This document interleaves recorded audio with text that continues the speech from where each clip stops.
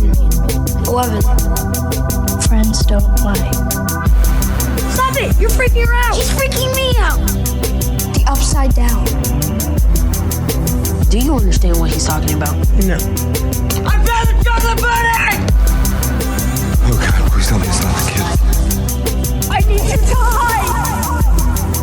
Mornings are for coffee and contemplation. Holy shit. Welcome back. My name is Kit. I'm Andy. And I'm Steve. And this is Streaming Stranger Things. This time it's episode 2 of season 2, chapter 2, The Mall Rats. Mall Rats, baby. Not to be confused with Kevin Smith's Mall Correct. Rats. Mm-hmm. It's a schooner. A schooner is a sailboat. I'm back, so who knows what'll happen. I had a good trip. I missed you all. So sad to have missed Sinners. I heard it was a great episode, and I love that episode of Game of Thrones. We'll talk about that on Game of Thrones Day when we get there in a couple days. Yeah. But I'm so ready to be back in Stranger Things world. We're creeping up through our rewatch. And this is what this show is designed for. This series of episodes is for people rewatching Stranger Things, waiting and anticipating for season 5 to drop on November 26th, and prepping for our dynamic coverage of that. Yeah, can't wait. If I do say so myself. It's going to be so dynamic. Oh, man. Predicting that. Yeah. Some would say bombastic. Ooh, Dynamite. Salacious, even. Yeah. Like just kind of over, it's a little too much. Absolutely. Our show is definitely a little too much. Yeah. Got a dead horse? We'll keep eating it. Beat a lot of things around here. Yeah, we do.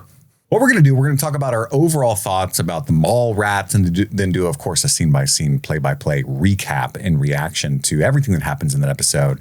A lot of fun segments and games at the end. Well, we'll start it all off, of course, with MadLibs. MadLibs. Since I'm returning from film festival, I'm going to conduct this week's MadLib. You're the special boy. That's right. Which of you two jabronis wants to go first coming up with words? I got it. I need a person in the room, Andy, with a little, we'll toss you a little easy one. Okay. Let's go with, There's only 3 of us. well, I'm looking at all the Statues. art stuff that we got poking around. David here. Tennant. Yeah, David Tennant. Steve, I need a noun. Clown car. Andy, an occupation. Taxidermist. Steve, part of the body. Love handle. Just one love handle. Andy, first name. Bart. Plural noun, Steve. Dinosaurs. Adjective, Andrew. Plump. Article of clothing, plural. Braziers. Part of the body, plural. Boobs. Had to do it. Especially after braziers. Yeah. Verb ending in ing. Cucking. Get your chair ready. Adjective, Salty. plural noun. Whips. Number, 42. type of liquid. Earl Grey tea. English breakfast. Yeah, baby. Adjective, Inescapable. verb, past tense. Biffed. He biffed it. Noun. Aphrodisiac. Those are all of the words we need to complete our 80s themed MadLibs story titled Feel the Burn.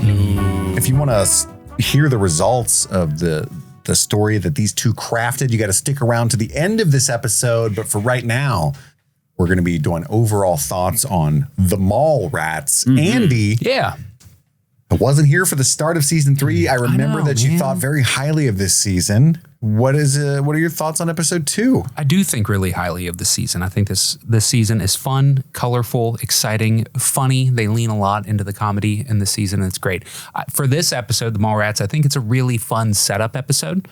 Plot-wise, we don't get a whole hell of a lot, but we get some good setup stuff. We get Elle breaking up with 11, coming into her own, being her own person, and that is fun and exciting.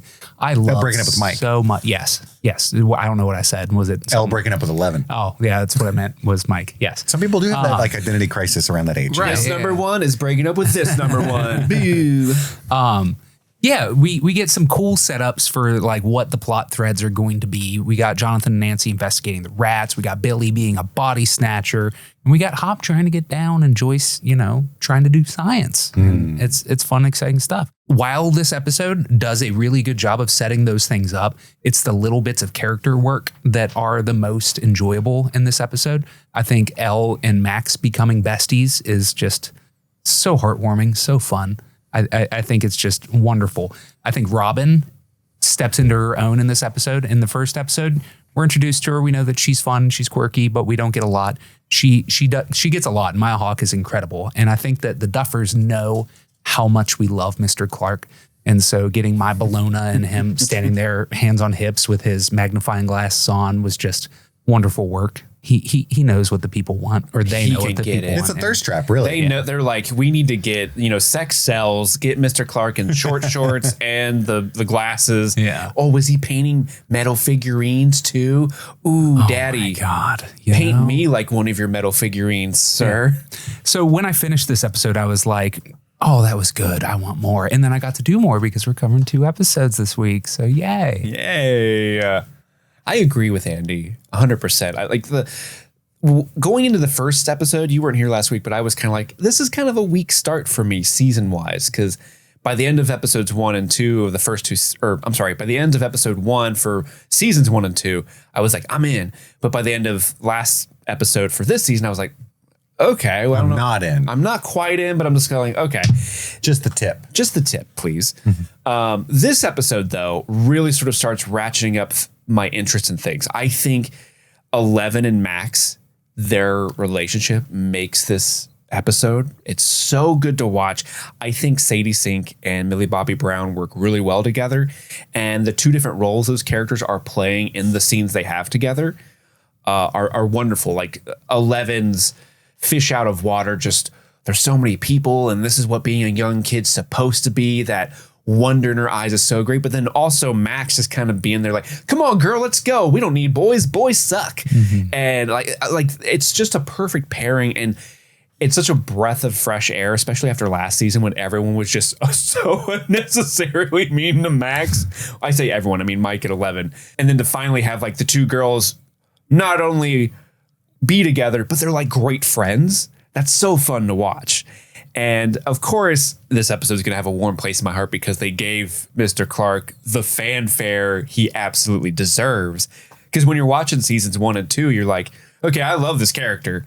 This character rocks, but I don't know if like the mainstream gets why Mr. Clark is so awesome. And I still don't know if that's the case, but the Duffers get why Mr. Clark is awesome. And I love that they gave this scene to us because it was like, of course, my dude is listening to Weird Al. What an amazing way to introduce him to the season. And it's just a fun, I don't think you necessarily have to have Mr. Clark in this season, but what a fun way to get him in here. Right. Yeah.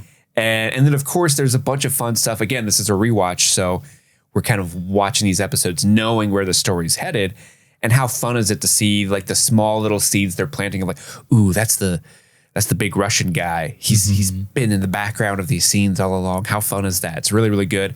And then the last thing I'll say is all the stuff with Billy, the scary horror story that he finds himself in. I think they're doing a really good job because it feels, Stranger Things has always had like elements of horror in it, but this feels like on a whole nother level. It feels different. And the fact that you have a character like Billy being played by Dacre Montgomery wonderfully is also fascinating because he was always an antagonist last season. But now he's in this position where you're like, oh no, he's being, taken over by this monster. I think it's really great. It's great writing and it's great acting on Dacre's part. And it's just fascinating stuff. And I'm really into that plot line. Kit, what did you think about last episode and this one?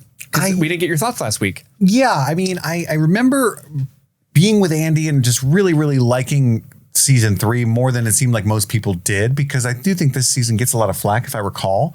Yeah. I mean, if you look at people online, they either love or hate this. They typically rank it first or last in the rankings, and it's usually nowhere in between, but it's interesting watching it this time around because I'm noticing more kind of flaws or rushed components to the plot itself. There's something that happens in episode 3 that obviously I wouldn't talk about anyway because it's not time yet, but I honestly don't remember yet either.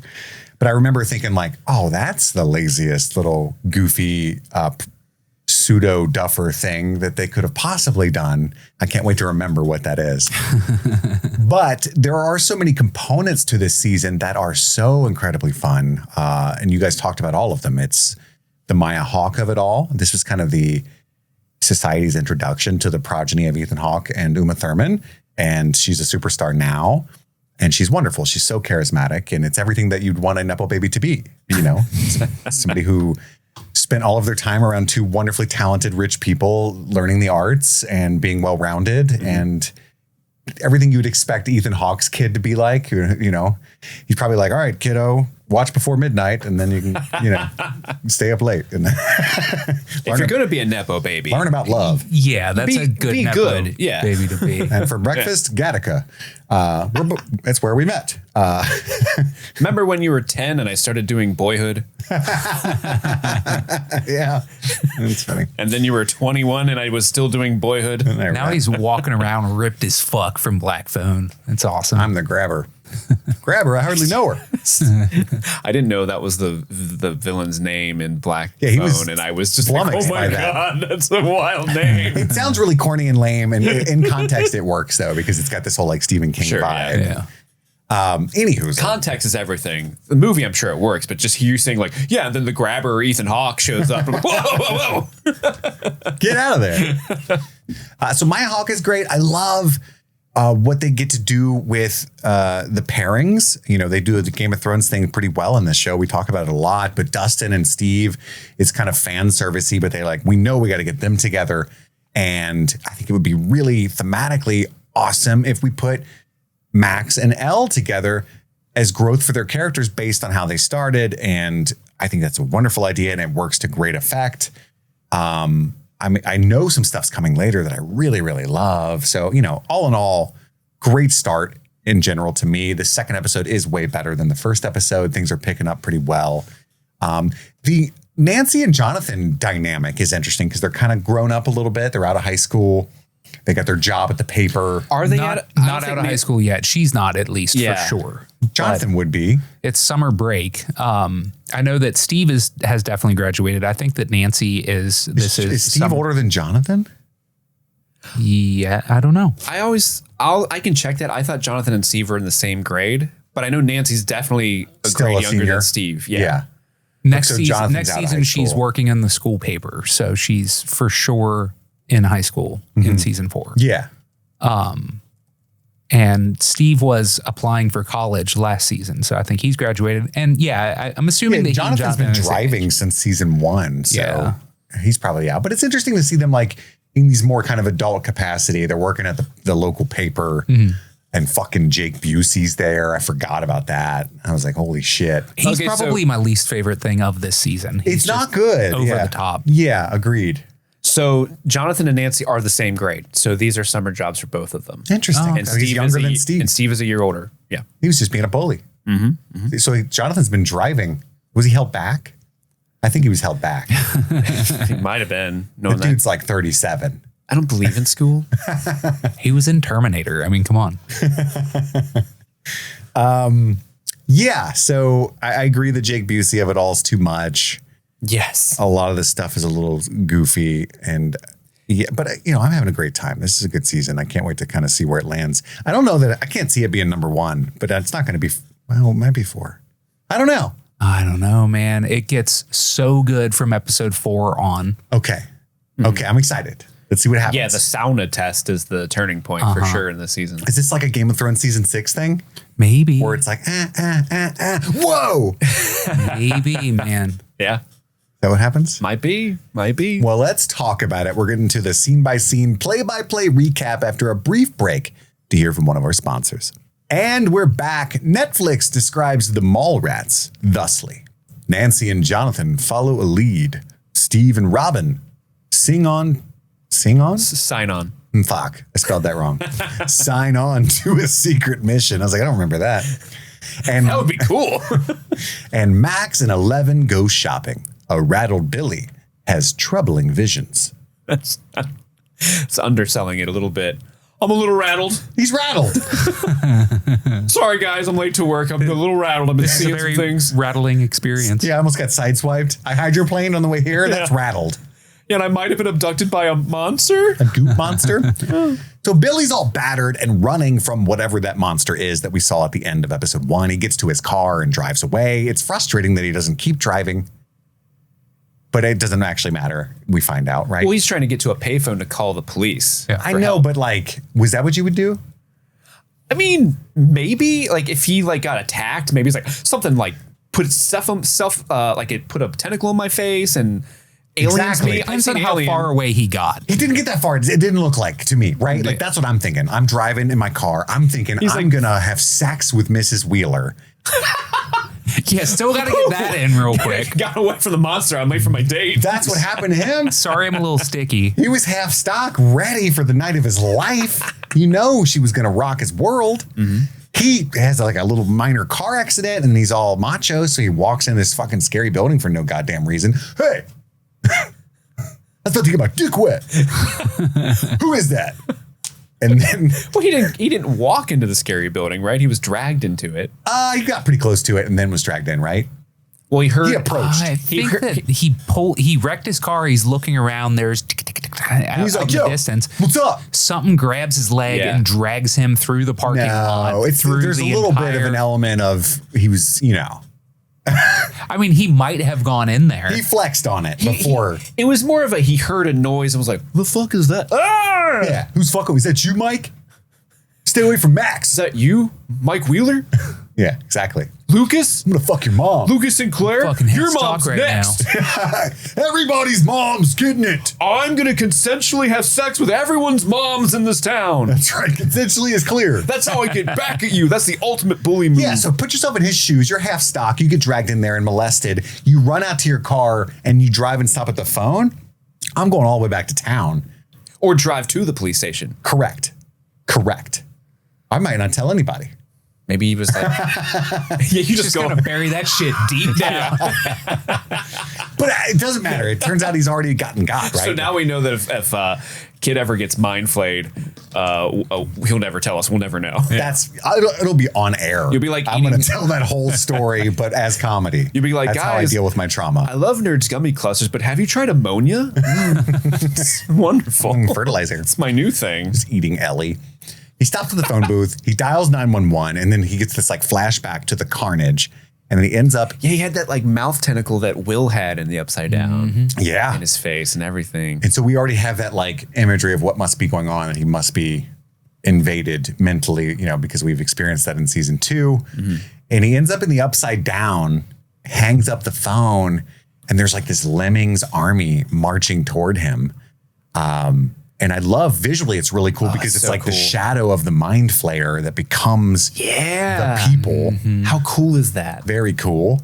And then it's Shadow Billy. Especially that like downward shot of the pavement and you see what looks like the head of the mind flayer, but then it's just the other Billy shadow walking towards him. Yeah. That's such a neat shot. Shadow Billy's cool. And he's like, damn, you look good. No, you look good. And they flex on each other. We are sexy, baby. What's the best band of all time? Metallica? Oh, beat me to it. Did we just become best friends? And then we get the title sequence.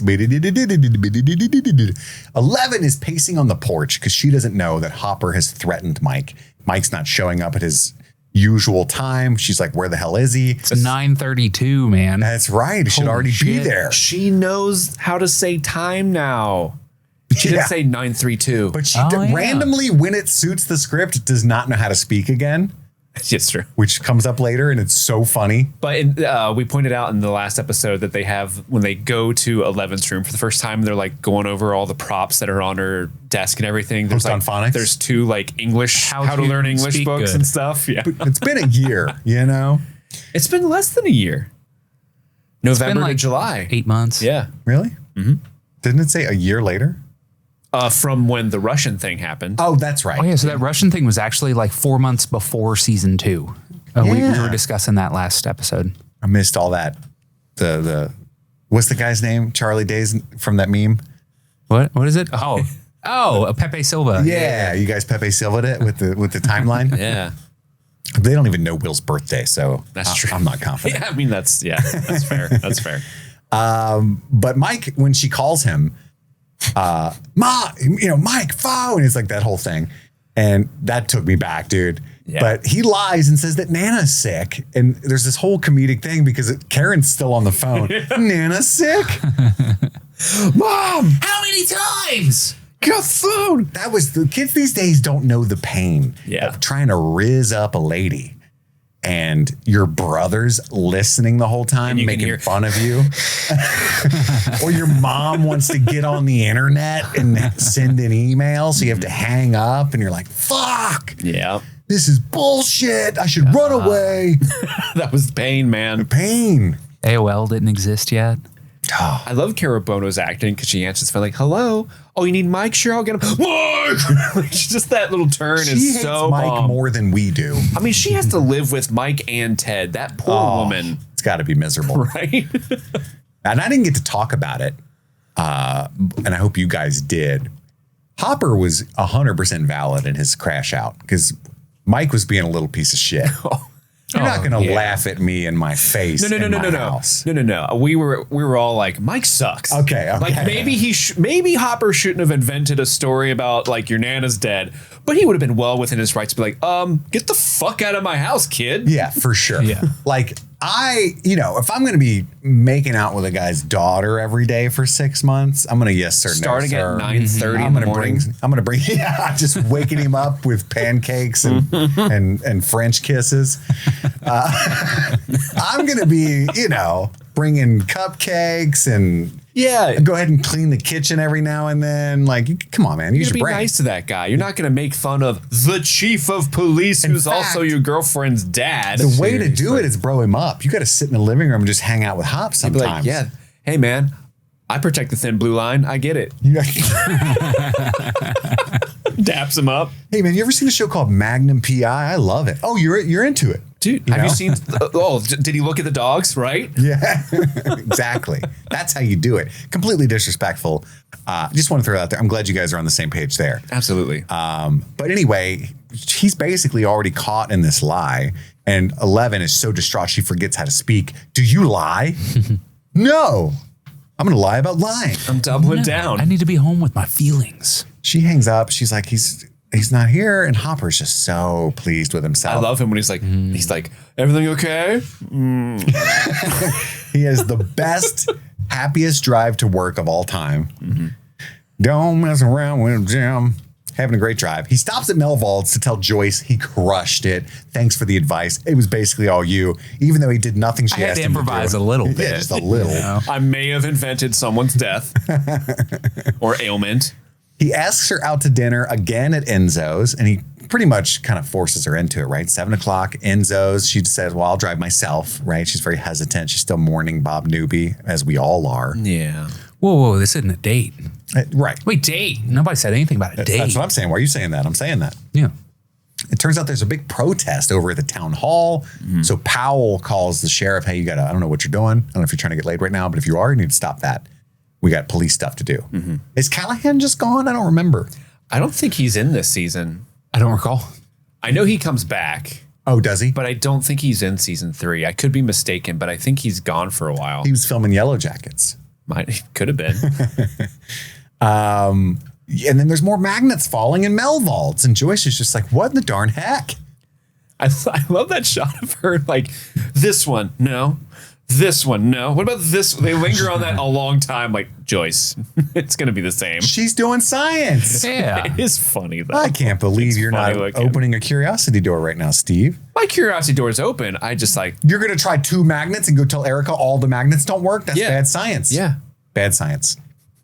Efficient. You're just setting yourself up for the iconic man move where she comes down and suddenly the magnets work. I can't find any of the magnets. And then she knows right where they are because you didn't really look. Maybe that's why that happens to me all the time. Yeah. You're not a scientist.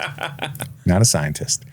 So Nancy's making coffee at work and she's reading the note that she took about Mrs. Driscoll and the rats. And she's supposed to deliver it to all the big man reporters there, but she's got her curiosity doors open. She's a real true blue investigative reporter, right? Did Jake Busey's wig also get a cup of coffee? Dude, that whole character casting, everything head to toe, bad idea. Just going to say it. Andy and I agree. Be careful with that coffee, you fucking idiot. Yeah. And then the stupid dude, woman can't pour coffee. The dude that's always next to him for whatever. Jake! God damn! Got her! You should go on tour before Dane Cook steals all this material. I know, that dude loves Jake Busey. I think it's a disservice because misogyny is, I'm gonna real. I'm gonna sound like a real like, you know what, I hate periods guy right now, but like, yeah, I think that it does it a disservice because it's so over the top and played for laughs, and it's like it could be like a really cool, real thing that they do for Nancy's character, where they address misogyny in the workplace, and especially how it was in the 80s, and the kind of person that Nancy is, and her dogged determination. And you cast Gary Busey in this fucking group of chuckle fucks to make it like this kind of slapstick bit. It's just, you know, I think it undercuts what it could have been a little bit. That's all. Yeah. I think what she's going through is absolutely something that could have happened. Definitely happened. Dudes are, you know, playing pranks, calling her stupid, all that stuff. That's inarguable, yeah. But the addition of the cackling hype guy and Jake Busey in his wig, and I assume that's a wig. It looks awful. But Nancy asks Big Boss, Tom, we later find out. Big Boss. Boss man, Kingpin. If any of the other girls could maybe grab lunch today because she wants to go investigate Mrs. Driscoll. They're needed at their desks. And she's like, wow, I'm having girl problems. A menstrual cycle just short circuits his entire brain. He's so misogynistic that horrifies him. It's so wild, especially like now. I guess it shows you how far we've gone as a society, but it's insane to me that a man who we find out has a wife and a daughter is like, oh, periods. Yeah. It's madness to me. People are still like that, man. Yeah, that's true. They are. You know? No, you know? Yeah. You know? I know. You know? Some people's diva cups are always half empty. I like my diva cup to be half full. I've often thought about, you know, those machines you can buy that guys can strap to themselves that simulates what a period feels like for women, but to a man. Yeah, we've talked about getting that for the show. Yeah, I've always thought like we should get one and just have like an episode where we do that. I'm just scared I would die. Get our partners to be like, yeah, I'm like a 6 or like I'm a this, and like so we can feel their pain, and then just how quickly we melt because we're men and we can't handle pain. What if I just had a heart attack and died? Well, you died doing what you love. Doing science, bro. Doing science, committing to the bit, making content. He loves committing to the bit. Yeah. That's how he died. Yeah. I got to say, I'm not like I am a movie nerd, but I'm not like a photography film nerd. But I still, throughout the course of this next couple episodes, just feel so bad for Jonathan and this running bit where they keep barging on him in the dark room. Yeah. That just ruined a lot of time for him. Like, over it. He's like, Jesus Christ, you know? Does that door not lock? Right. Seriously, lock that thing, But it's like she has no concern at all. It's just so like, fuck what you're doing. Like, I get... You know what I mean? Like, it's a little selfish. But on one hand, what Nancy's dealing with is more important than whatever the fuck local paper bullshit he's taking a photo of, for sure. He's got a passion for what he's doing. He's probably in there developing photos that she doesn't know he took of her in a bra or something. Yeah. You know, those are important. And he's got a knock. But she grabs Jonathan, exposing the film again. And she's like, look, ask for forgiveness, not permission. Right? That's the rule they're going with, because she doesn't want to go talk to Tom about maybe following up on this lead. It's a pretty good rule to follow. Then we get the Starcourt montage. Yeah. And the whole like mall introduction to small town America thing is a really cool through line throughout this season. And we all lived through this. Like we weren't. The mall was already there when we were kids. The mall was dying kind of when we got to like full going out all the time, probably like in our early teens. Yeah. I mean, I remember the mall being fucking crowded. I remember groups of teenagers hanging out outside the entrance and stuff. Yeah, for sure. Well, I mean, yeah, I guess they're middle school, but you know, I remember it.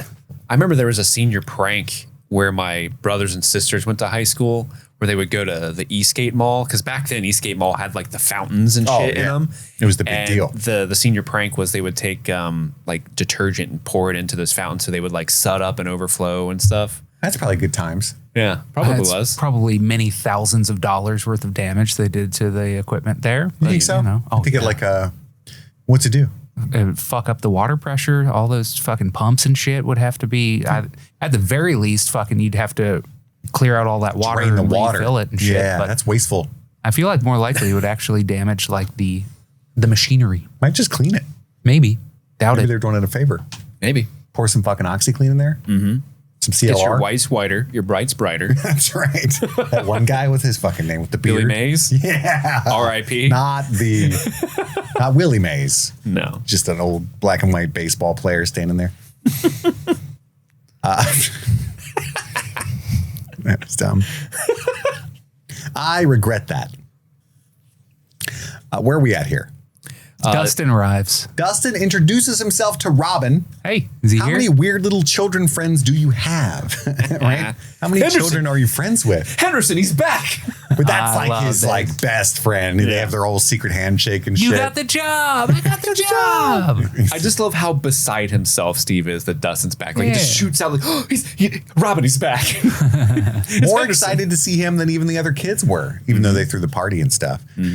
But he's telling Steve about his girlfriend, Susie, that nobody believes exists. And, Hotter than Phoebe Cates? he kind of like gestures at Robin, like, she seems cool. And Steve's like, oh, she's not. He's got that denial relationship with her right now. And he tells him, hey, I intercepted a secret Russian communication. He's whispering it. Steve makes him shout it. Everybody kind of turns and looks. He's like, oh, you should have whispered that, dude. That's what I thought I heard. Yeah, for real. And then so they work on translating this Russian transmission that he has accidentally stumbled upon. You'll get lots of babes if you translate this Russian. Ooh. Guaranteed. I just want to shout out real quick Sure. how amazing that Banana Boat Sundae looked. If Steve made that, maybe he is doing what he was meant to be put on this earth to do, because he found his calling. It had waffle cone sails on it. It was a beautiful boat. Scoops ahoy. Yeah, beautiful boat imagery.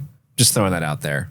Excellent craft. I've never had a banana split or any type of banana ice cream concoction in my life. There used to be a Haagen-Dazs flavor that you could only find at Walmart. And it was banana chocolate chip peanut butter. Oh, that sounds amazing.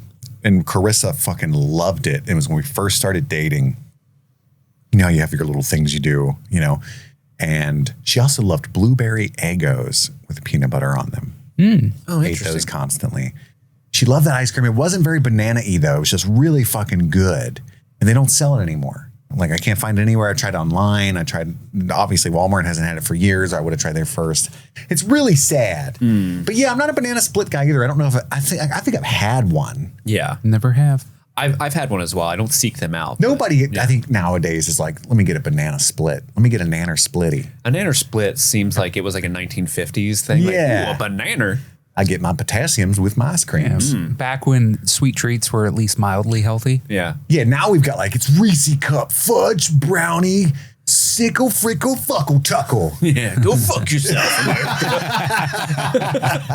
You're like, it's so good. I don't hate myself at all. I went out and got 4 flavors of Ben and Jerry's the other day. Oh, fuck. Which 4? Hit us with them.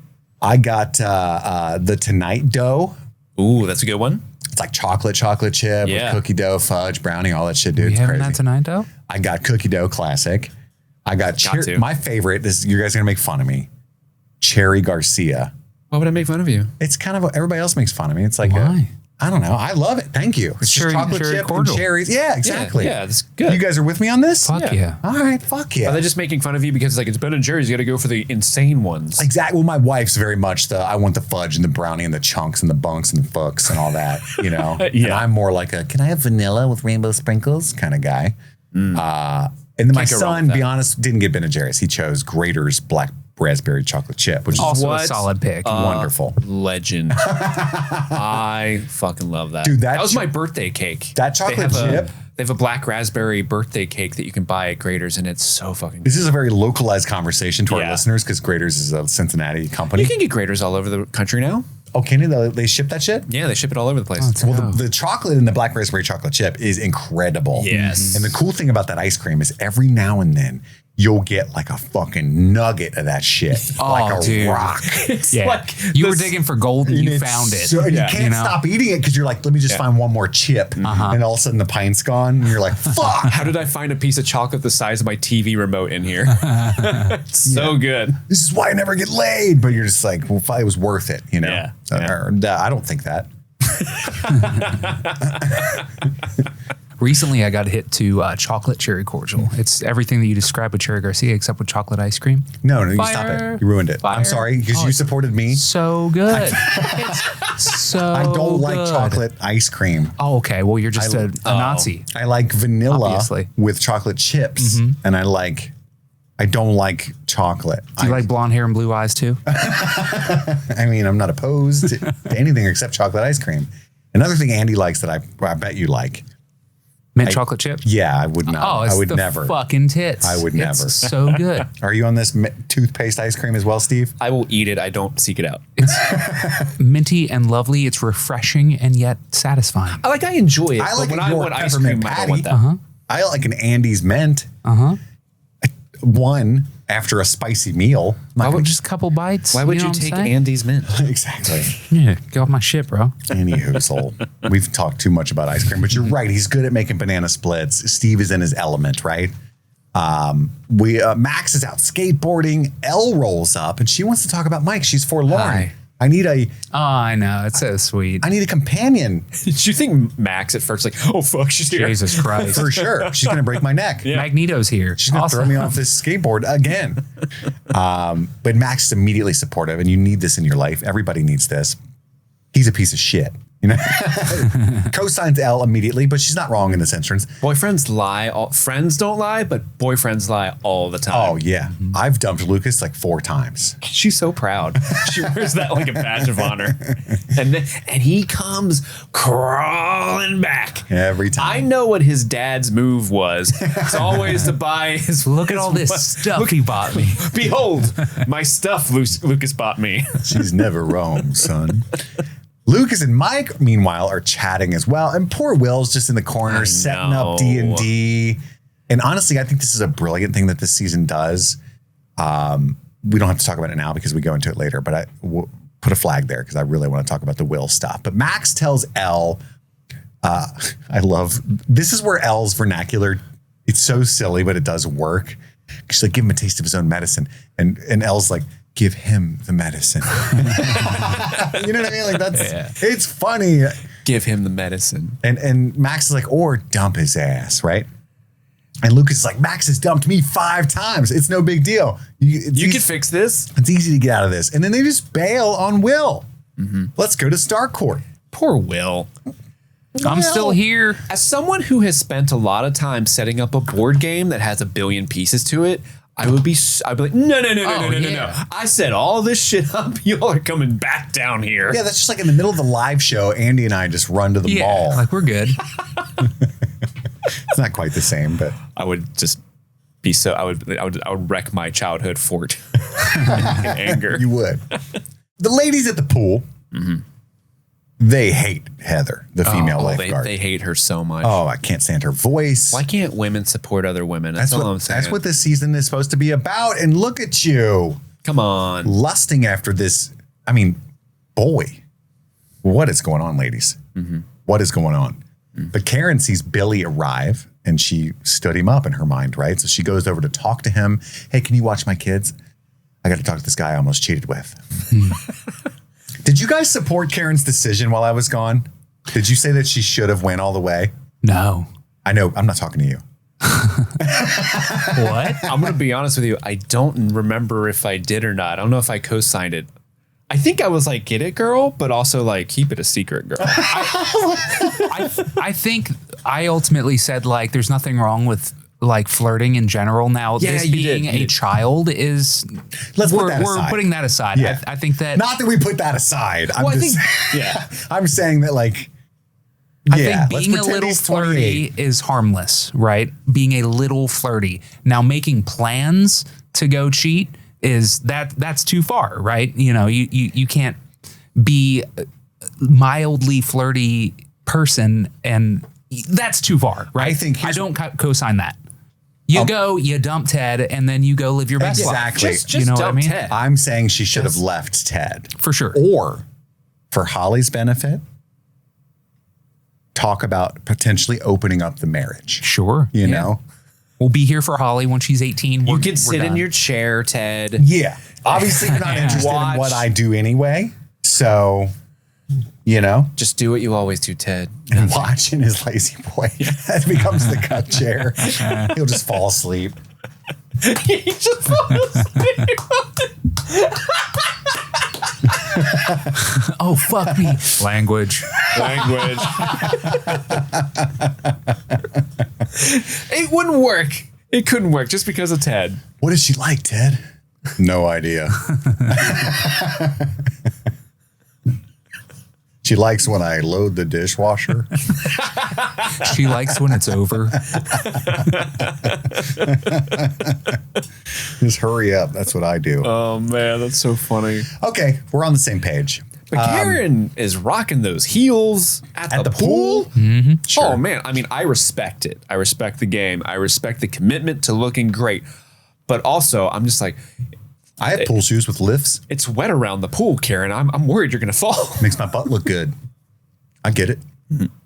Did you guys notice that Billy is setting down ammonia when Yeah. Karen comes in? I thought that was a nice little touch. Taking a shot. Or bleach or something. I don't know if there's ammonia just at a pool. But What some of the chemicals that Yeah. Something are now important. delicious to him. Yeah.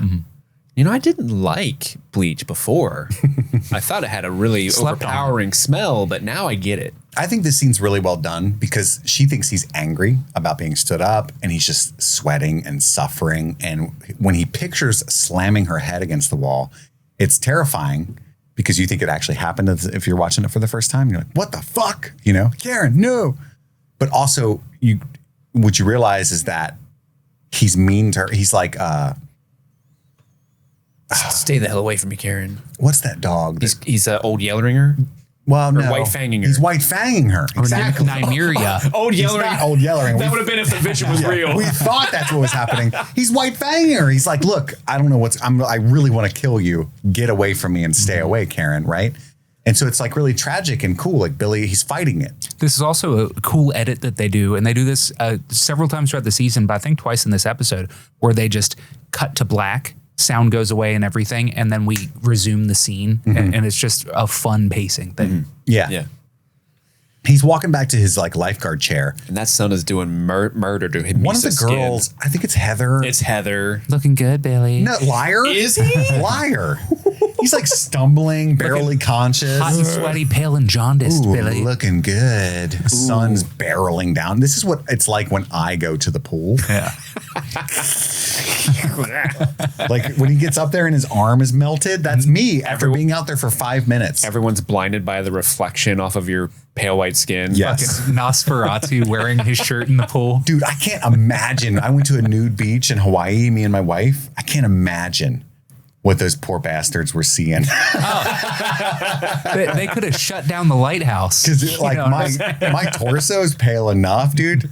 My ass and balls have got to be translucent. first time they've seen the sun. It was crazy. And It's like when you hold a magnifying glass to an ant, they're like, ah! I'm just out there for hours, you know? Like, what's up, everybody? Yes, I did put sunscreen on. I've told you the story of being out there on the nude beach, right? Yeah. God, good times. Good times. But yeah, very pale. But Erica's making she's milking those free samples. Oh, just yeah, making she that free is. sample thing her bitch. Yeah. People do this, and it bothers me. they do. Like you go to Baskin and Robbins, you get stuck behind that fucking cheap motherfucker that's like, I'm gonna try flavor 36 as well. Like, dude, it's cookie dough. You know what it tastes like. Yep. They're all relatively similar. When I worked at the Kenwood Mall, I worked at the C's candy shop. Oh, the man of many jobs. And C's, part of their company policy was You've lived so many lives. Yeah, I have. I have worn many a hat and many a name tag. If you walked into C's, you would be given a free sample automatically. Now, usually it was like, okay, Just randomly? Well, usually it was like, okay, the free sample this. today is this, because it's C's sells like, it's the fancy chocolate you get in boxes, right? Oh, That's yeah, what yeah. they- It's like a that's what they sell. Cervati's. Ooh. Yeah. So like You get a little today's Forrest Gump action if you walk into C's Candy. absolutely. Let's go. Yeah. But that's our company policy. Is like, okay, today's free sample is the brittle or the chocolate mousse one or whatever. It changed every day. But if someone asked for something like, I haven't tried that piece, can I try it? You could get a free sample of it.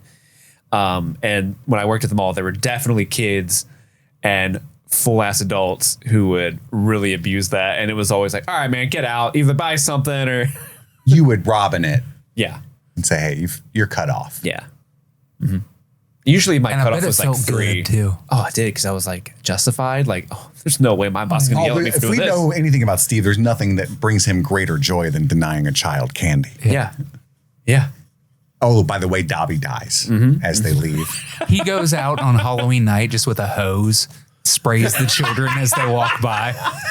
Your costume should be Dobby impaled and just running around. Isn't this funny? No, I love passing out candy on Halloween. It's fun. You do. You're a good guy. It's my favorite with thing. a big heart. But if you're at a job that services customers, Sure. Oh, it's like crack when you're like, oh, I could finally be mean to one. Hell yeah. And I'm in the right. Give it to me. I get it. I worked customer service for a long time. I was nice until I wasn't. Yeah, same. Sometimes it wasn't even deserved. I'm just having a bad day. I'm one of those guys. Hi, can I have a pepperoni pizza? No! You can have a case of shut the fuck up. It's like one of my favorite things ever was when we served drunk people slices of pizza. I've told this story 100 times, but it's funnier to me every time. I'm selfish. But I had this buddy, Ian, and this lady walks up and she goes, I heard hot chicks get free pizza. And he said, they do. That'll be $4.25. Legend. Legend. Hilarious. But yeah, Steve is in the back trying to translate Russian with Dustin this whole time. They're making slow work of it, right? And when Robin comes back, she mentions casually that she speaks 4 languages, not including Genius. Pig Latin.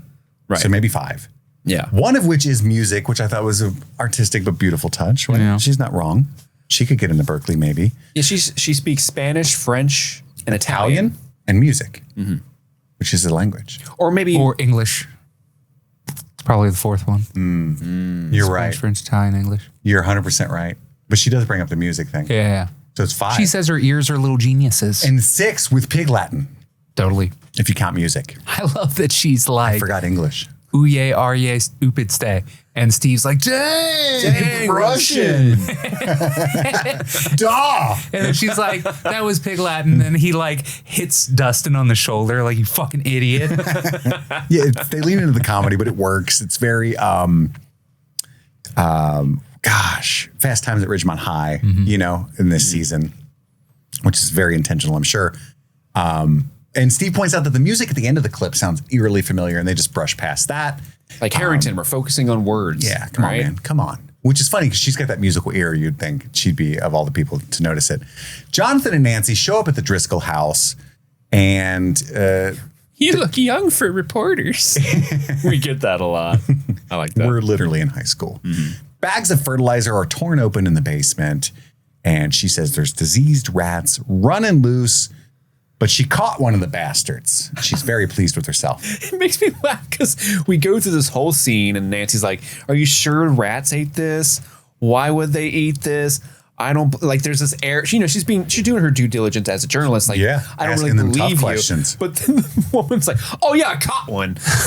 Should have led with that. Should have led with that lady. Come on. For sure. She's giving the lady from Poltergeist, don't sure. go towards the light. This house is clear. Don't go towards the rat. You gotta fight it. I love the company. They say she's 80 in the next episode. She looks not 80. She's spry. Mrs. Driscoll. She looks great for 80. She reminds me, she could be in Gilmore Girls. I've been watching a lot of that. She could. One of the girls. One of the ladies in Connecticut, or Golden Girls. She couldn't be in Gossip Girl. No, definitely not. I don't think so. Oh, speak for yourself. These rats. Yeah. Then we cut to the protest that Hopper was called to. Klein's a swine. And the Terminator Russian guy walks by with a motorcycle helmet, walks by Hopper. First of many background appearances of that guy. He's just everywhere. He's just in Scoops Ahoy, like, Grigori gets around. He does. And Mayor Larry Klein is Carrie Elwes. Holy shit, how awesome is this? That's great. He's the 80s Perfect cameo. casting, my Yeah. guy. Oh, it's great. He's lovely in this role. And it's the people that have lost their jobs to the Starcourt Mall that are out there protesting. And Larry points out they do have a right to protest, but they don't have a permit. And he wants to use Hopper to oppress them. It's like, fuck what they're talking about. Doesn't matter once I throw this big 4th of July bash, but I can't make my bash plans with all this yapping going on outside my office. Hop, come on, man. I'm going to cut my cigar. Just be a cartoonish mayor villain. Flash your little gold badge and do your job. Do your thing. He's so condescending and smarmy. He is. Love him. Perfect casting. Max and Elle get off the bus at the mall.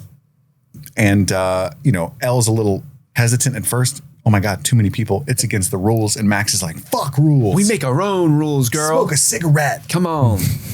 Mike, Lucas, and Will are also at the mall. Uh-oh.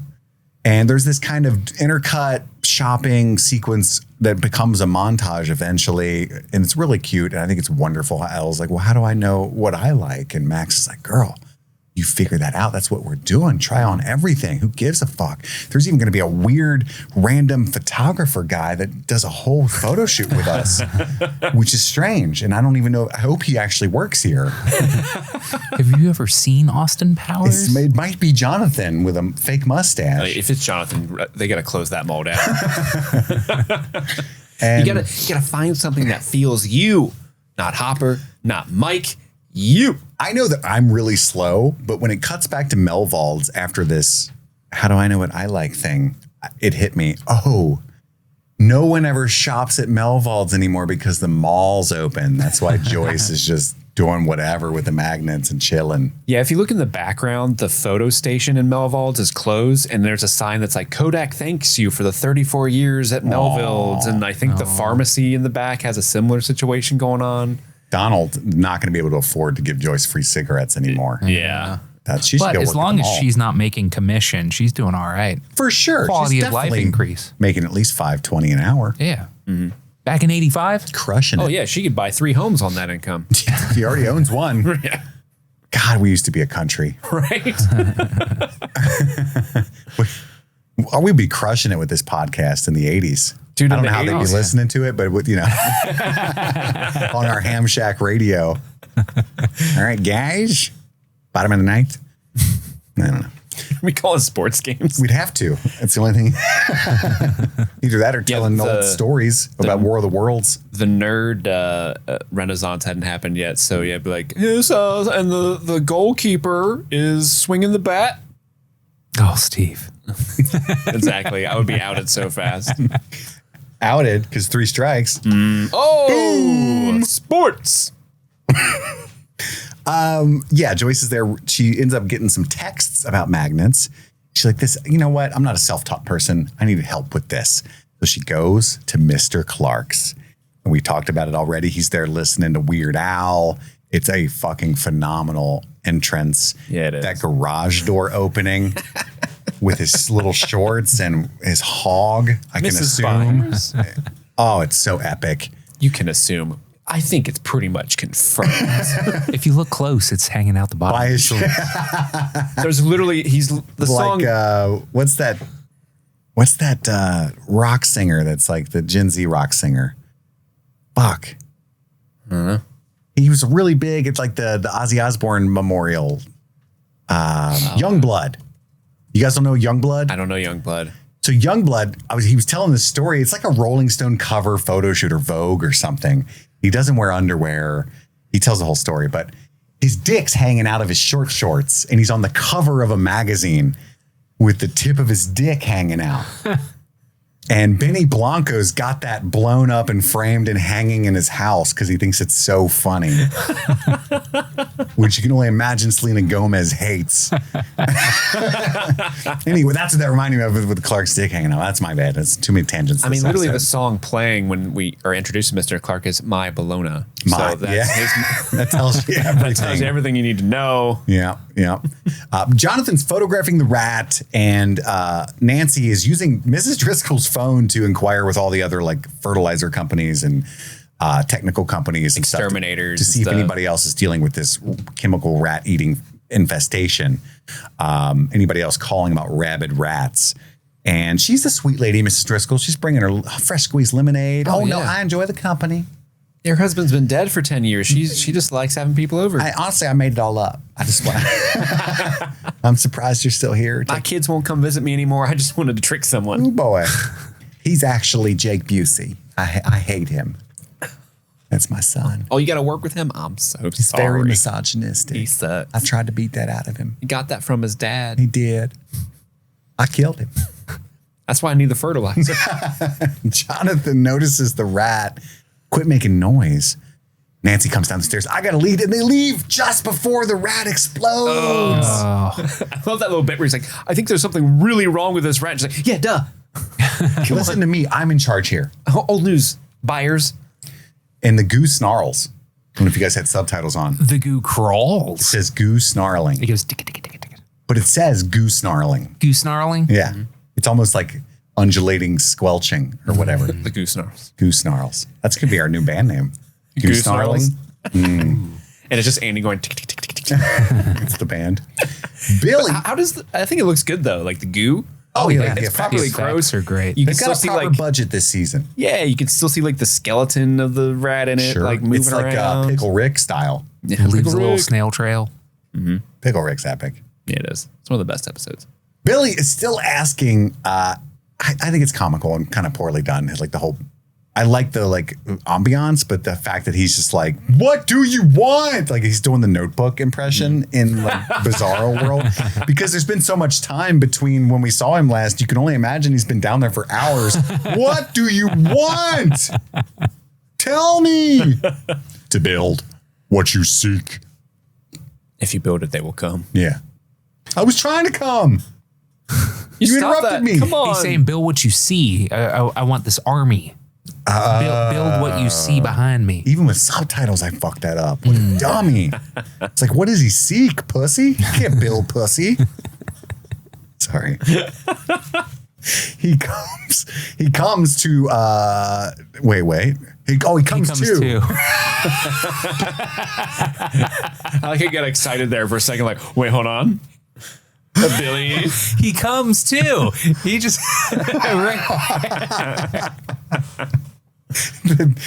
The emphasis is so important with that. He comes to back at the pool.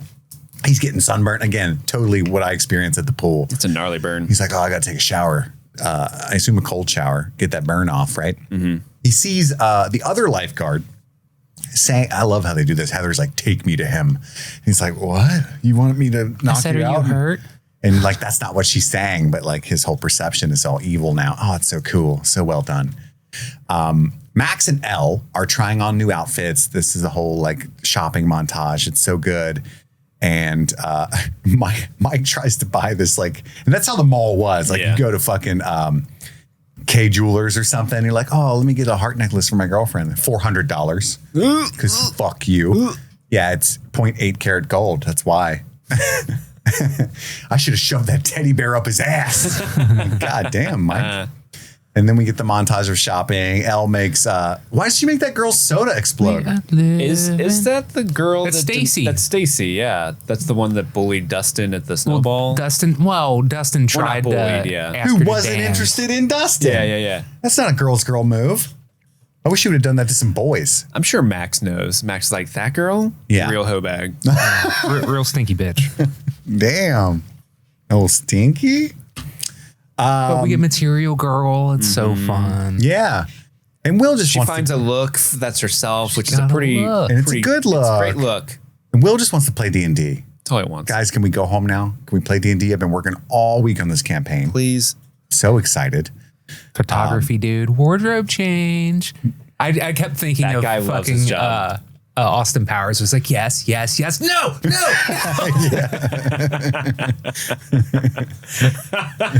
Deep cut. Robin is still helping translate the Russian, and they come up with "the week is long," which is a good start, right? Steve's out there selling ice cream. That's what he's good at. And it's to Elle and Max. And I don't know why I was so tickled by that, even though like we had just seen them and it's not like an Easter egg or anything. But I was like, oh, That's them. Guys, they're at the mall. they eat ice cream. I love how he's like, are you even allowed to be here? I dump your ass. Steve's like, what? She's practicing. But then the girls spot the boys outside and the guys try to cover it. Lucas covers for him. He's a real bro about it, right? Like, she's super sick. We're there shopping for her and you, but I only have $3.50. It's pretty tough. Why do you lie? And she hits him with, I dump your ass. And Max is so like, oh, shit it on him. And farted. Does Max ice. also dump Lucas? I think that's what we gather in It's episode implied. 3. Okay. Yeah. She's like, yeah, me too. Right. And But Will's, what an epic line. I dump your ass. and Will's just like, now we can play D&D. Guys, yeah. problem solved. Perfect. Hopper is being forced to full on arrest a guy for protesting out there. He's not happy about it, but he gets his like Magnum PI shirt, like Amazon delivered by Flo. Amazon would be so much more efficient if every person was Flo. He's really abusing government money here, though. Very much. That's what Flo's out doing. We never really get to see how the town views Chief Jim Hopper. It's a lot of color for you, Chief. Yeah. It's cutting edge. Cutting edge. But then he's wearing it to dinner. He used that as his suit shirt. Bold move. It's cutting edge, dude. It's cutting Come edge. on. This is going to be a hot take no one's going to like. It's disgusting. It's gross. I don't even agree with myself. But I have to say, when this motherfucker lit up that cigarette in that restaurant, I was nostalgic. Yeah, For a you different missed time. the smoking section. I miss just lighting up inside like a piece of shit. He's dead center of the room, mean- too. Oh, you don't smoke? Why are you in this restaurant then? I would go outside, but fuck you. He also orders a double scotch, a bottle of red wine, and 2 glasses of Chianti. Chianti? Chianti? Have you guys ever had Chianti? No. No. Is it a wine? Or is it like a sherry? I've I never think had it's more of a sherry sherry. either. I've had sherry before. You look like a sherry drinker. You're a sherry drinking I wasn't a huge motherfucker. fan. I just think of fucking Silence of the Lambs. Oh, it's just Exactly. Harry It's Litter just with a nice bottle of Chianti. it's just a high quality Italian red wine. High quality Italian red wine. So he gets a bottle of wine and a Chianti. It's pronounced. Who's that guy? That waiter dude? Well, I assume the bottle of wine that he has, because the wine he ends up taking from Enzo's, is the Chianti. You think? Yeah, because it's in that very distinct bottle. Very distinct. And then he's like, you can leave the bottle. Yeah. It's yes, I'm 21 years of age. I can look at the picture of wine. It's yeah. that bigger bottle that has That's it. Yeah. that has Get the like thing on coconut it. bottom? Bottle. Interesting. I was just wondering. I never had Chianti. I'm not a big wine person, so I've definitely never had it. If it's You're a whiner. I am definitely a whiner. Hey, you should probably shut the fuck up. I don't want to drink wine. It's bitter. I want Mio. I don't Can I like- put Mio in this wine? Ooh, can I? Yeah, he's just having a good old time. But Joyce is with Mr. Clark. Ooh, who wouldn't be?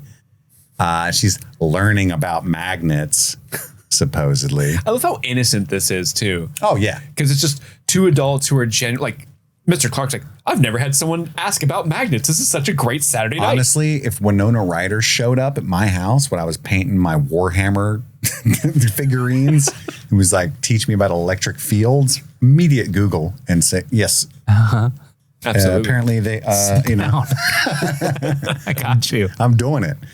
But he hits her with the apophenia, which is people, sensing patterns that aren't there. Mm-hmm. I just watched a movie at Fantastic Fest called Apopheniacs. So it's like, that was interesting. That's not a word that comes up twice in 1 week typically. It sounds like some apophenia in your own life. You're finding connections. Oh my God. Oh, The irony. But he's like, I don't know, to make the magnets fall at your house and Melvolts, that would take billions of volts of electricity and millions of dollars. Huge machine. But technically it would be possible. He talks about a curiosity door. And honestly, it like brought a lump to my throat. This man's passion, you could tell what a good teacher he would be because the way he said that. Well, Joyce, We cured landed polio in 53. we landed a man on the moon in 69. Once that curiosity door is open, anything's possible. And I was like, oh, I just want to go invent something. I know, right? I just want to go achieve my dreams. Oh, yeah. We What should I make did an ad. instead was watch A Knight's Tale. But it still got me there. Hey, that curiosity door led you there. Got me there. It was possible. What was I? I was watching something else. I'm tired of reading about. Oh, that's Game of Thrones. We'll talk about that. Oh, okay. It's a similar line, though. You know, yeah. when Sam does that thing. Yeah, and so we cut to the three. They're late in the Scoops Ahoy, finishing their translation, And they come up with these nonsensical phrases, and Dustin realizes it's obviously a code. Robin, against, surprising Steve, backs him up, is obviously a code, right? It's evil Russians all the way. I think you're right, kid. Mm-hmm. But they lose track of Steve because he's like, ooh, pony. I think you're a little big for that ride, Steve. So good. Anybody got any quarters? I would love it if he was just like, before we go. They recreate that, what's that Jennifer Connelly bit where she's on the horse from that one movie where they like hijack a store? No idea what you're talking about.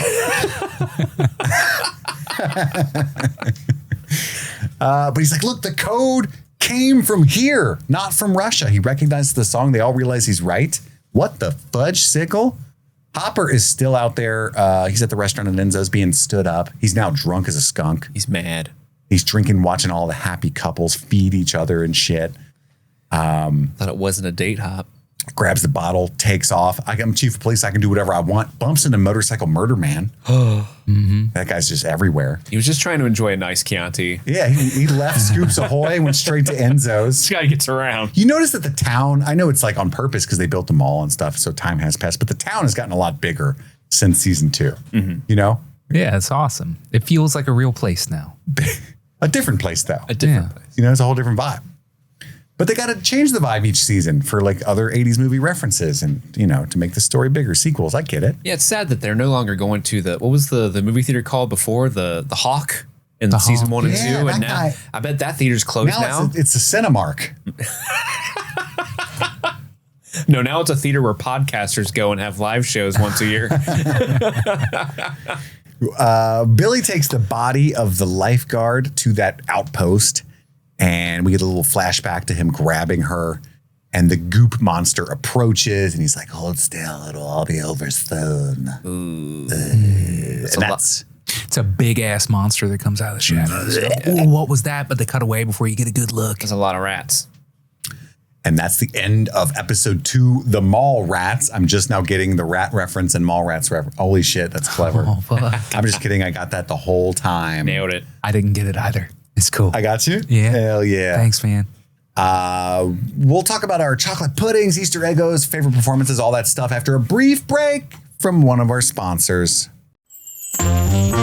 Welcome back, Streaming Things class. September has arrived, a month of fresh notebooks, sharpened pencils, and brand new beginnings. Whether you're headed back to school, back to work, or just back to your fall watch list, we're glad you're here with us. But before we close out today's episode, we want to give a huge shout out to the real overachievers of the Streaming Things community, our super patrons. These are the incredible folks who support us at the $25 or more tier each month, and thanks to them and all of our patrons, we're able to keep making this podcast for you. So thank you to John Collins, Sun-Loving Mortal, Xander Barbarian, Daniel Pack, Phil S., Nice Guy Eddie, Deep Substrate Foliated Cowkite, Jordan Garvin, Albus Stinkpot, Maddlestat, Susie Callahan, Anthony Corona, Jim E., Lady Trashley, Sean Myers, Just Liz Calabria, Brett X, E. Scramo, Lol Tickler, Svento7, Jay Scramo, AK Ashley Ray, Jay Rich, Upside Down Canuck, Big Butthorn, Josh Stitch, Jer, Kaylee Sampson, Rabbit Dog and a Barbie Car, El Bander, Charlie Friday, Alexis Adler, Peaches, Emmy, Haley B, Joe Velez, Trisha Bueller, Suzanne Rode, Sean Callahan, Jadinklage Morgoon, Jen Robinson, Kalisha Reeves, Paula Garcia,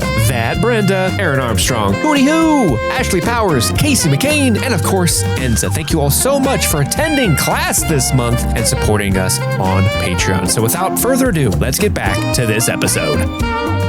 And we're back. We found the chocolate pudding, our top 3 favorite moments of episode 2. Andy, start us off. My number 3 is Steve and Dustin reunited. Just they're so happy to see each other. They got a secret handshake, and when Dustin's sitting there like whispering to him like, I intercepted a secret Russian communication and shit, it's so fun and funny. And he convinces Steve that he's going to get all kinds of babes and he's going to be a true American hero if he can help him to translate this message. It's just fun, wholesome, good times, Steve?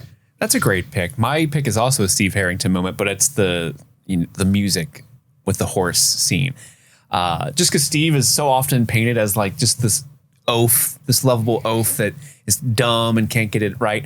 But it's so cool to see that he's the one that picked up on a very crucial piece of information and was the only one that listened to it and caught it, and he solved it. And it was just nice to see that he figured something out while Dustin and Robin were like, oh shit, he's right.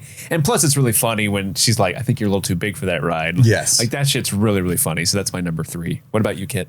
My number 3 is 11's delivery of "I dump your ass," but only because they put money in the budget for Foreigner, because it's "I dump your ass." Dun dun dun. You're as cold as ice, willing to sacrifice our love. Dun dun dun. And it's so fucking good, and just capped up with Will being like, so we can play D&D now. That's kind of a fucking epic moment, man, on a rewatch. That's my number 3, Andy. My number 2 is the moment when Heather goes to check on Billy when he's taking his cold shower, and she says, "Take me to him." I said, "Are you okay? Do you need help or something? Or are you hurt?" I think that the camera work is good. Dacre Montgomery does a phenomenal job of saying everything while saying nothing. And I don't know, just the shot of like the water running through his hair and he's all like bleary eyed looking up at her. It's fucking scary. It's good shit. She's really good too. I wonder if I feel like she's giving like Jenna Ortega from Wish. So I don't know if I'm just recognizing that or if she's been in other things. She looks like one of the girls from Smile or something. Oh. In fact, that might be her. Let's look it up. It's in Do Revenge, Strange World, Haters Back Off. Do Okay, Revenge so is good. Not her from Smile, but it looks like her. Mm-hmm. Any hoozle. Steve, you're number 2. My number 2 is Hopper going to talk with Mayor Klein. It's just such a wonderfully fun scene to have Cary Elwes in this show, and he's just so deliciously smarmy. And I love how Hopper initially starts like, I'm not going to do it. He's like, oh, what do you mean, Hopper? And it's like, I just want you to break up a protest that they didn't sign a paper for. I mean, really, it's out of my hands.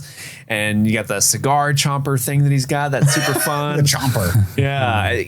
He's just so smarmy, and I love Cary Elwes. So it was a fun time seeing him. That's my number 2. Kit, what's yours? My number 2 is Max and Elle's little shopping montage. I think it's so important that Elle finds female companionship, and especially, the thematic weight that the two of them specifically carry because of their boy between them origins, that Max did not deserve whatsoever. And it just makes me so happy. And it's so important for Elle to like experience that there's so much else to life than Mike, not, like Mike sucks, but just in any dude or partner in general, so it's just, I think it means a lot more than it seems like it means at first glance.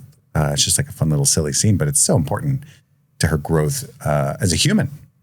That's my number 1. Nice. I think it's such a good scene. And like you said, it's so important for her. It's her first girlfriend experience. You know what I mean? Like she is finally having a father figure in her life, but this stuff, the formative experience that you have as a child, spending time with your friends is everything. And it shapes who you are.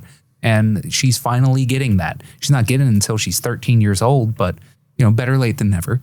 And yeah, it's just so fun, so wholesome. Her first friend was that cat she killed with her mind. I know, man. And then fucking Benny for like 2 minutes. Real sad stuff. But no, this Friends sequence do die. This sequence is just so cute. And it's that they get to have so much fun. It's just a time capsule montage. You know what I mean? It's like, check out what the mall was like in the 80s. How fucking cool. So funny. We didn't even talk about when the boys go up to Victoria's Secret and just full on panic. And back off. That was a very real experience for me as a kid. For sure. Because it's always wide open like that. You're just looking at the mannequins like, why that mannequin kind of... I remember being young enough and walking past like a Victoria's Secrets and just being like, I can't look over there. Oh my God. I'll get in trouble. GameStop. KB Toys. Just here for Beanie Babies. Focus. What was before GameStop? Like Electronics Boutique? Oh yeah. Like, and then Electronics Boutique? EB Games after that. Yeah. Hell yeah. That's my number 1 as well. The montage, really? The montage. I love it. You guys said it all perfectly. It's so important that 11 has this companionship, but also like she finds who she is as a young girl. that isn't, because she's always had these boys or men in her life that are telling her what to do. And this is the first time where she's like, "Well, let's do what you want to do. Yeah. Let's go out and be amongst society." And it's so fun because, yeah, you get the 80s references and all that stuff. And if I could cheat and just add the "I dump your ass" at the end of it, it's like, boom, that's like the perfect, that's the That is perfect bit. cheating. I'm just, and hey, Not allowed. hey, you know what? Max told me we make our own rules. Oh. Oh, Kit's getting the nerds. I'm really surprised that I'm the only one with this on here, but my number one is Mr. Clark's garage door opening specifically. I mean, That's your number one? number one, it made me Dude. so goddamn happy. The epic Bones. fan service of it all. Like you said, like it was nice to be acknowledged as the Mr. Clark fan club. Hey, this must be a thing that they know about in the community that's not just us, because they gave us this so intentionally and it worked, baby. That makes me so happy that you put that on there. Yeah. I wasn't brave enough, Oh, and you went there. it's my number one. I think the Duffers are listening. No, they know. They Hey, get it. dudes. They know. Those are our chocolate puddings. It's time for our Easter Eggos, the 80s pop culture references that are baked into the heart and soul of this show. We call them out. We'll go around the table one at a time. Andy, what do you got? I want to call out at the mall. There is a Taco Bell coming soon. Yeah, there is. sign, which is amazing. Taco Bell first opened in 1962. It was first franchised in 1964. And so this show set in 1965, it makes You mean perfect- 80s? I mean, do you mean say 80 the whole said, time? I said, yes, all the 80s is what I meant. Wait, so it was opened up in 1982? 82. I think it was first franchised. No, I think it opened. I don't remember. Yeah, I think it opened in 82, franchised in 84. I was going to say, I And then can't yada, yada. imagine. I was like, what does that have to do with this show 20 years none later? Of it, that or none of the shit that I said was true. I'm not going to look it up. We're good. I was gonna say, like, I can't imagine like people in the 60s like, "Oh, let's go to the Taco Bell." 1962. Oh no! Holy shit! Wow. Glenn Bell opens his first Taco Bell. Oh no! Did it get franchised in 860? Oh, okay, then just delete everything that I said. Anyway, it's fun that they're. I mean, you opening said Taco it right Bell. first, I think. Yeah, it just has nothing to do with the 80s. So you know, But it is fuck a Taco Bell. 1964 is his first franchise. So you were just, and I was like, okay, yeah, so it's cool. when are you going to get So to the 20 80s? years later, it makes sense that Indiana wouldn't get it until 20 years later. It's still Let's coming. run with that. Oh, shit. Well, now I got to find out what was on the menu in 84. I mean, we mentioned last episode some of the shots or some of the shops we saw in the mall that were there, and there's some new ones we saw this episode. Burger King popped up. Claire's was there. Ooh. Yeah. No then- Annie Ann's pretzels? No, there's just a generic pretzel place. And there's also, remember there's a place called Cookie Depot, but I don't think that was the cookie store that was in all the malls. I think that was a different thing. I can't remember what that cookie shop Yeah, was some called. of the things in the mall are like, that's supposed to be a Quiznos, but it's not, you know, like Yeah. that kind of stuff. But in 84, they introduced the Taco Bell Grande. So, you know, There you go. Very. nailed it. That's clutch. There's the egg. Currently, aren't they doing like a throwback Taco Bell menu at Taco Bell right Y2K. now? Y2K. Oh, so it's like 90s. Are they going to bring the Chihuahua back? That would be nice. Yo quiero Taco Bell. Okay. RIP. Sorry, I'm eating gummy clusters because I'm dying. I love that you're doing that. I've been up since 4 a.m. So was yours the restaurants? Are you still going? Sure, I'm done. Well, I I'm not wasn't- done, but it's your turn. The Jaws reference. There's a lot of Jaws references in this show. Specifically this episode when Hopper is at Enzo's and he's like, I'm the chief of police. I can do whatever I want. It's a direct quote of Chief Brody from Jaws. Nice. Absolutely. Andy? They walk by a Sam Goody, and there is an ad in the window for Bruce Springsteen's Born in the USA, which is fun because that came out in June of 84. So it's only been out for like 3 weeks at this point. That's new shit. Born in the USA. In Mike's basement, there's a bunch of shit in the background. Like there's some more New Coke. Apparently, New Coke is all the rage in the Wheeler household because Karen was drinking it in the first episode. But there's also a old Simon Says game. Remember the big circular piece of electronic equipment that had the 4 different colored quadrants, and then it would be like boop, and then you would have to press it, and like boop boop, and then oh, you didn't say yeah. Simon Says. One of the best Always Sunny's moments of all time is Charlie doing that for the first time. He's like, hits 1 and then 2 happen. And he's like, wait, hang on. It's so fun. There's also, I think, an Atari 2600. I think it's an Atari 2600, but I can't be. It's a little far in the back. It's a little hard to tell. And then there's also a board game called Stay Alive. So those are the fun little game props that are in the background of Mike's basement. In the background of Melvald's, when Joyce is fucking with the magnets, you can see a box of Band-Aids. But this one has Gizmo's face on it. From nice. Gremlins. From Gremlins. That's fire. Did you guys notice that they have like 7 different brands of paper towel at Melvald's? Yeah, they have a ton. I just think that's crazy. Bounty, Brawny. I saw a Felix the Cat clock at Miss Driscoll's, which I thought was fun. Oh, yeah. It's kind of like the contemporary of Steamboat Willie. Also at Melvald's, if you look in the background, there is the brand new for the time Mr. T cereal with some Mr. T stickers inside. I pity the fool that didn't notice that. It's from 1984 to 1993 is when the Mr. T cereal was out. Fortified with iron and B vitamins, guys. Goddamn right. Fortified with iron. When Billy is in like Shadow Billy's realm and all of the army is coming out of the fog there, it's an obvious reference to the movie The Fog. You don't say. Wonderful. Wonderful. I was thinking it was like an Invasion of the Body Snatchers kind of thing. I was talking with Steve about that too. I think the whole concept of what's happening to Billy is very Body Snatcher coded, but just that shot is like, looks dead on the fog. Gotcha. I've got a couple more in Hopper's cabin. He's eating some Honey Smacks. You remember Honey Smacks? Fuck yeah. Fuck yeah, dude. So good. And also there's a Spill and Spell game in the background of the shot. So maybe he and 11 have been playing some Spill and Spell, helping her with her spelling, her English. And dump your ass. Exactly. Andy, did you talk about the Endless Summer poster in Max's room before? I did, yeah. That Okay. was in season 2. Okay. It just popped up again. It's a surfing documentary, so it makes sense. Her being from California, that she'd be into that shit. Lords of Dogtown. Absolutely. It's a good And movie. skateboarding. Do you have any more? Nope. Well, let me hit you with the music. Of course, I think this might be, no, it's not. But this song joins Should I Stay or Should I Go as a song that has appeared multiple times in this series. We got You Don't Mess Around with Jim by Jim Croce.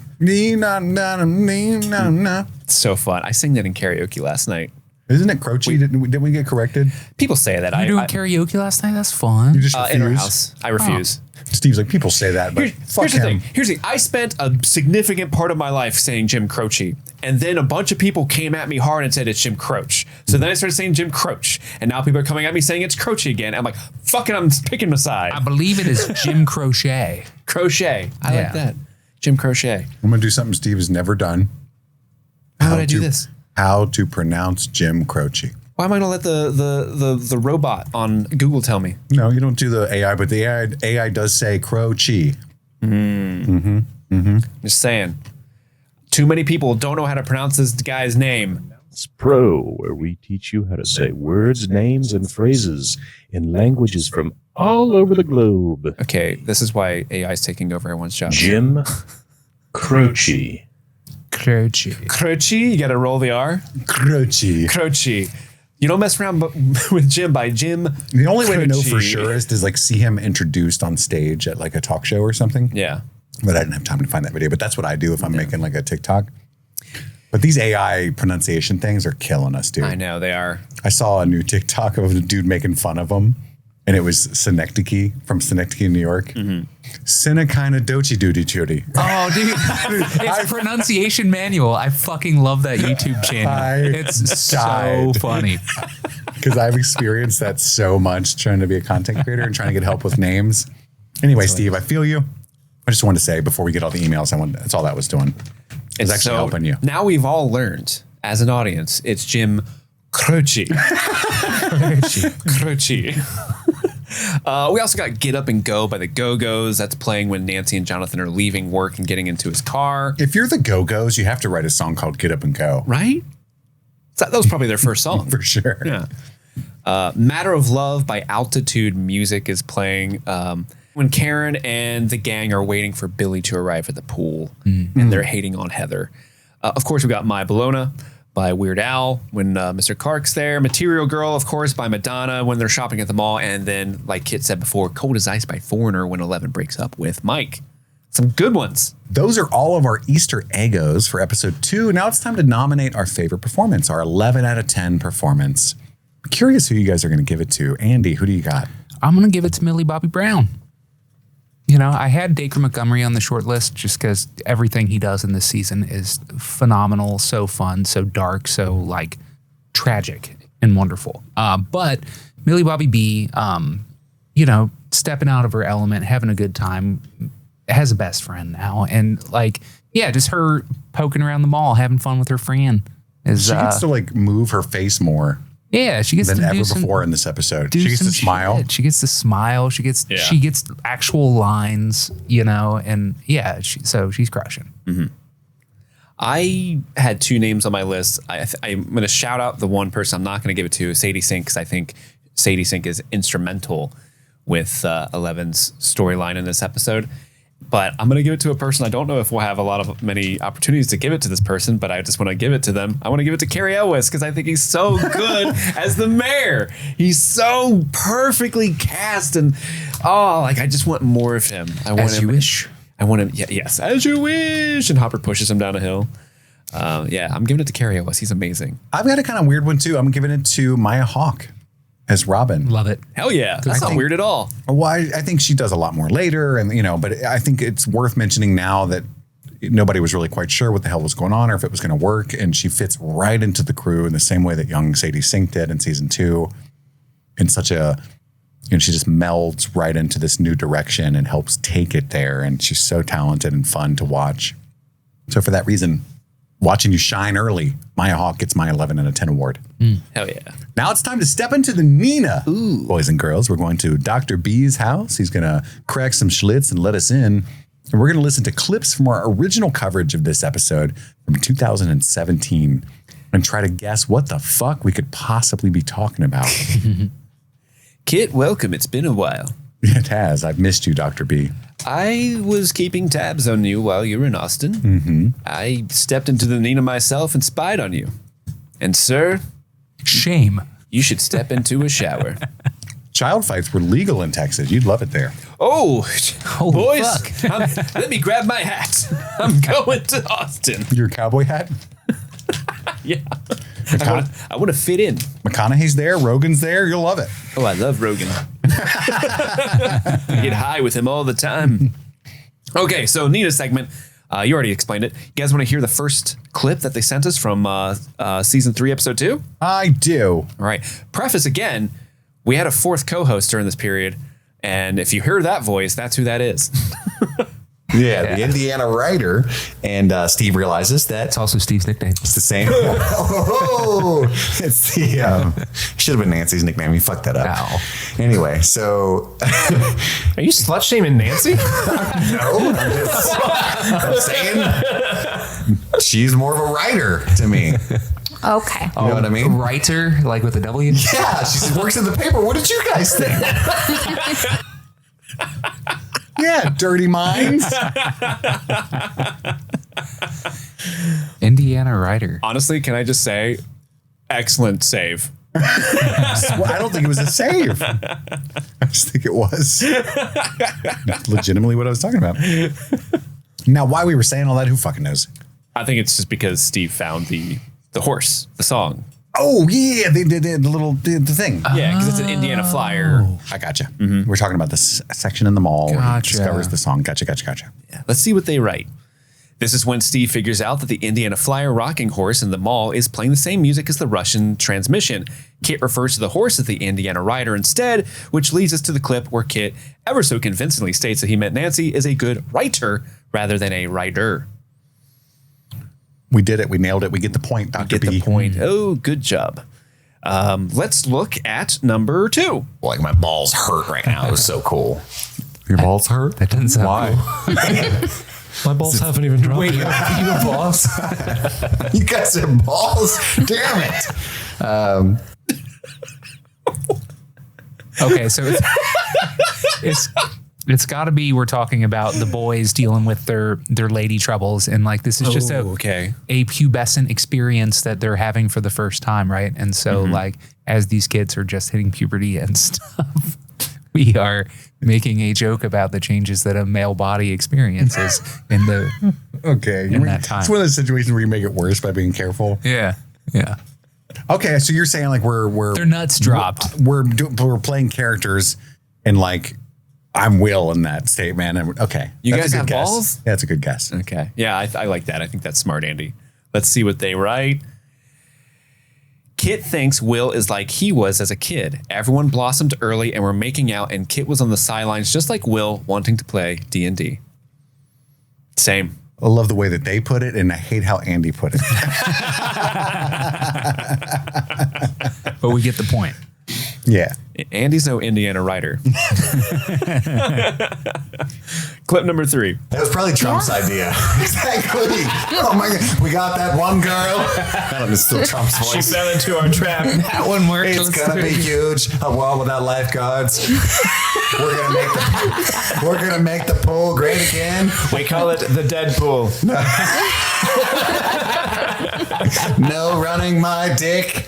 I'm gonna dive in whatever size pool I want to. I'm looking for you next, lard ass. I don't know why I'm doing JFK as Trump. I love your early Trump there. I was ahead of the curve. We can't ask what your government can do for you. But what pools can do for our country. But what you... Don't open the Epstein files. I don't fucking know. Something to do with the pool, obviously. Well, we're talking about probably when Billy takes out Heather and there's no lifeguards there anymore or something. I don't know. Oh, yeah. True. Yeah. Mm-hmm. Just going on and on about how Trump. They're all dead. That audio quality was awful. I know. What was going on there? Who listened to this back then? Right? Oh, yeah, no one. Andy, do you have any other guesses? No, I think that's probably something. Yeah, I think that's right. This is fun. Kit surmises that the Thessal Hydra's real mission is to possess all the lifeguards. And everyone assumes this is Trump's idea back when the character Mayor Klein was compared to Trump. Huh. Oh, okay. I mean, he's way too smart. Yeah. Mayor Klein. Right. I'm gonna build them all.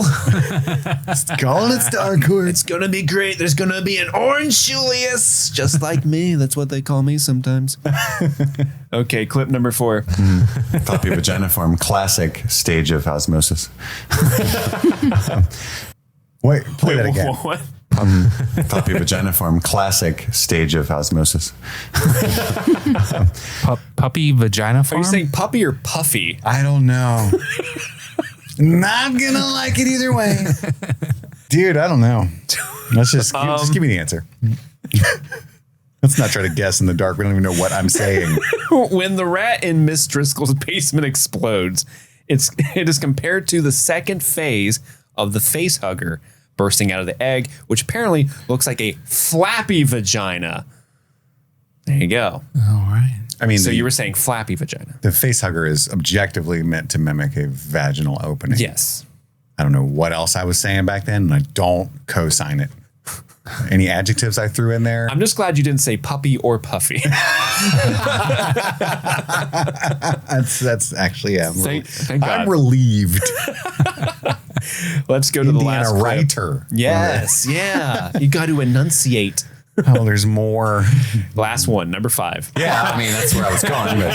But it's going to be a Stranger Things reference version of that, but sure. Fake dick. She's going to use a fake dick. I didn't see that coming. That took a twist. I was there like, at the it's end. a pretty chill one. Fake dick. Okay. There's not a lot of context to this one other than like, we're going to make it a Stranger Things thing. I swear. So you were clarifying the obvious in that moment. Fake dick. Mr. Clark? Garage That door? thing is real. Yeah, that's real. Confirmed. Believe it or not. I have no idea what this could be. The only phallic thing I can think of in this episode is Go on. is the tentacle that's in Billy's mouth for like a shot. Let's do it. Ooh, maybe it's something like Karen's gonna go home and take care of herself after the Billy debacle. The Billy debacle. After Billy tells her never talk to me again. Yeah, dude, I don't know. Or do you What mean- the fuck else is a dildo gonna? How's that gonna come up? Well, I don't think a fake dick has to be a dildo. All dildos are fake dicks, but not all fake It dicks could are just dildos. be like a little action figure of Richard It Nixon. can be. It could just be a Greek statue. Could still use it. Well, let's see what it is because we're all we don't know. They write discussing the reveal that Karen did not show up to the rendezvous with Billy. Kit attempts to make a joke that instead she was going to borrow the slammer from Dustin and imagine that it's Billy. But it gets preempted by Sam shouting dildo before he could land the joke.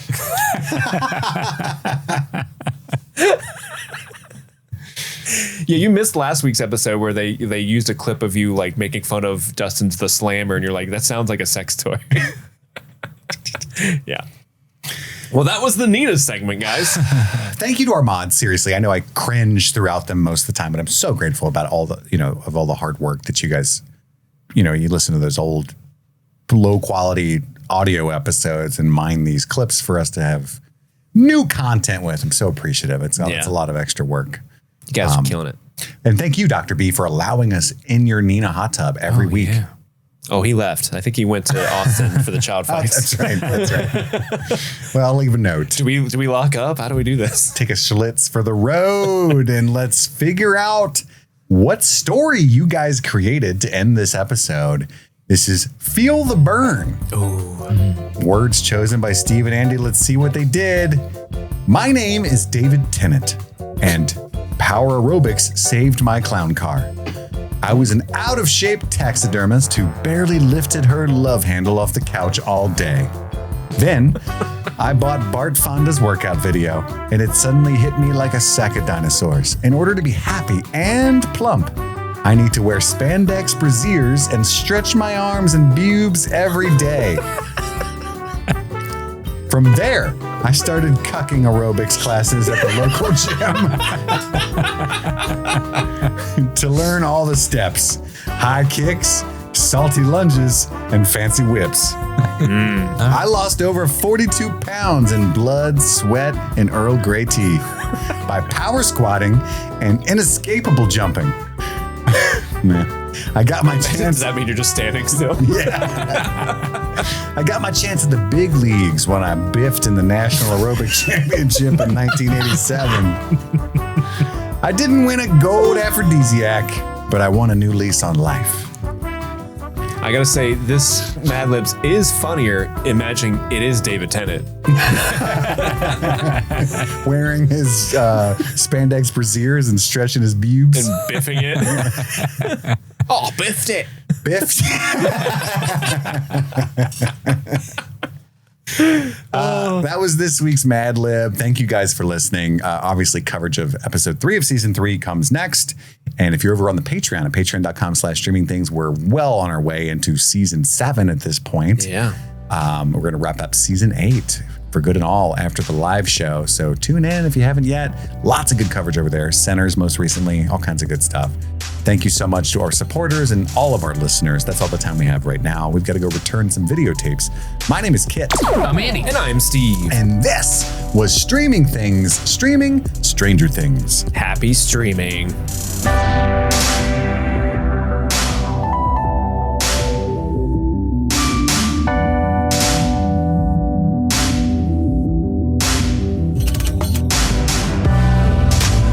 You know it's hard out here for a pimp.